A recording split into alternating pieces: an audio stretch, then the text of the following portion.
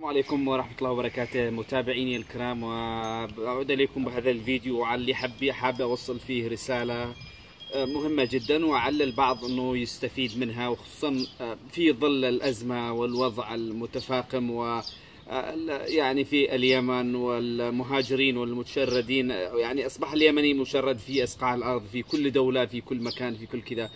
فعلوا عسى انه الفيديو هذا يعني يستفاد منه البعض ولو القدر اليسير. طبعا قبل اسبوعين او قبل فتره اعلنت السلطات الكنديه قسم حمايه المهاجرين انها ضمت اليمن ومصر ايضا، اليمن واربع يعني 4 دول ومن ضمنها اليمن الى قائمه الدول المشموله بالاكسبدايت بوليسي، يعني او السياسه المستعجله لتسريع وتعجيل طلبات اللجوء. الموضوع انه في لجوء مفتوح الى كندا، بس كان ياخذ وقت، يعني تروح تقدم ملفك وياخذوه، بعد شهر يردوا عليك، وبعدين يشوفوا الملف، وبعدين يطلبوك وتحقيق، وقبلوا بالقضيه دخلت، ما قبلوش ما رفضوك. يعني الوضع هذا اللي هو الاكسبدايت بوليسي اللي طلعتها السلطات الكنديه هالفتره، انه يعني تسريع، يعني بمجرد ما تروح تقدم ملف لجوء وتطلب ملف اللجوء، تقدم ملف اللجوء إلى السفارة، يتم قبول الملف هذا بدون أن يعني يطولوا بالمدة، على طول يقبلوا الملف، وأحيانا بدون ما يسألوك وبدون ما أي شيء.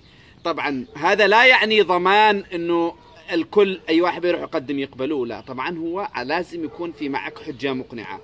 لازم اول شيء انك تكون خارج البلد، يعني مش في اليمن، تقدم مش من اليمن، يعني تكون في ماليزيا، في دول مصر، في هنا وتروح على السفاره الكنديه وتقدم الملف.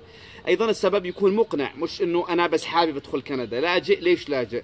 لانه انا مثلا عندي حرب اهليه ومش قادر ارجع، ولو رجعت في خوف علي، خايف من طائفه دينيه، خايف من طائفه من حرب عرقيه، من حرب، من ثأرات، من كذا ومن كذا.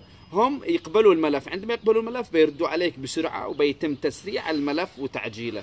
فأتمنى هذا، لا أفتح الحين الأمل للكل، ولكن الأمل يظل موجود ولو بسيط، أنه الآن اليمن مشمولة من تاريخ يونيو، من الشهر الجاي من 1 يونيو بتكون مشمولة ضمن الأكسبدايت بوليسي اللي شاملة للرفجي بروتكشن ديفيجن. وأتمنى أنه الجميع يعني يشارك في الرسالة هذه ويقدم ملفات كاملة ومكتملة، وإن شاء الله يكون من نصيب الناس ويستفادوا منه. شكرا جزيلا، أخوكم عقيل الحالمي.